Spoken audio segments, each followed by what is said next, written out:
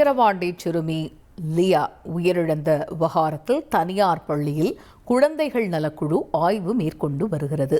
விழுப்புரம் மாவட்ட குழந்தைகள் நலக்குழுவினர் தனியார் பள்ளியில் சோதனையில் ஈடுபட்டு வரக்கூடிய சூழலில் 2 பெண்கள் அடங்கிய 3 பேர் கொண்ட குழுவினர் இந்த ஆய்வுப் பணியில் ஈடுபட்டு இருப்பதாக தகவல்கள் வெளியாகியுள்ளன. கூடுதல் விவரங்களை செய்தியாளர் கோபிநாத் விவரிக்க கேட்போம்.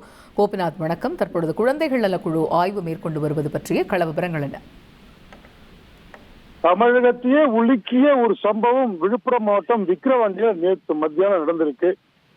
பள்ளியில் இருக்கக்கூடிய செப்டிக் டேங்க்ல 4 வயது குழந்தை லியா லக்ஷ்மி அங்க இருக்கக்கூடிய கழிவுநீர் தொட்டில தவறி விழுந்து உயிரிழந்ததாக முதல் கட்டமாக தகவல் வெளியாகி உடல் மீட்கப்பட்டு முண்டியம்பாக்கத்துக்கு அனுப்பி வச்சாங்க.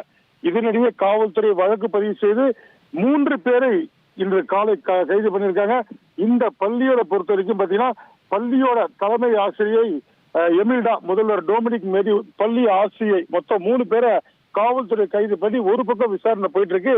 இதே நேரத்துல குழந்தையோட உடல் பிரேத பரிசோதனை முடிந்து பெற்றோர்களிடம் ஒப்படைக்கப்பட்டு அரசு வழங்கப்பட்ட 3 லட்சம் நிதியும் அவங்க பெற்றோரிடம் ஒப்படைக்கப்பட்டது.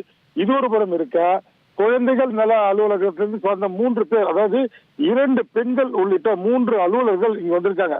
இவங்க யாருன்னு சொன்னாங்கன்னா குழந்தைகள் நல பாதுகாப்பு அலுவலகத்தை சேர்ந்தவங்க அவங்க சொல்றாங்க. அதிகாரிகள் அலுவலர்கள் மொத்தம் 3 பேருமே விக்கிரவாண்டியில் இருக்கக்கூடிய தனியார் பள்ளியில போய் முதல் கட்டமா உள்ள போய் பாக்குறாங்க. பள்ளியில யாருமே இல்ல, காவல்துறை பாதுகாப்பு மட்டும் தான் இருக்கு. பள்ளியை சார்ந்த நபர்கள் கூட யாரும் இல்ல.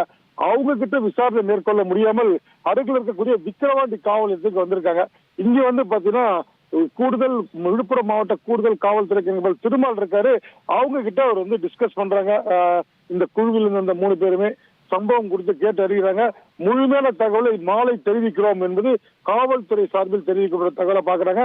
இந்த தகவலை வாங்கிட்டு அவங்க போயிருக்காங்க. தொடர்ந்து குழந்தைகளோட பெற்றோர்கிட்ட அவங்க வந்து விசாரணை மேற்கொள்ளணும். ஆனால் உடல் வீட்டில் இருக்க வைக்கப்பட்ட நிலைமையில அங்கேயும் அவங்க போக முடியாது. தொடர்ந்து இங்க இருக்கக்கூடிய அருகில் இருக்கக்கூடிய பகுதிகளிலும் இந்த குழந்தைகள் அதிகாரிகள் விசாரணை மேற்கொள்ள போறதா நம்ம கிடைச்ச தகவலை பார்த்துட்டு இருக்கோம். தகவல்களுக்கு நன்றி கோபிநாத்.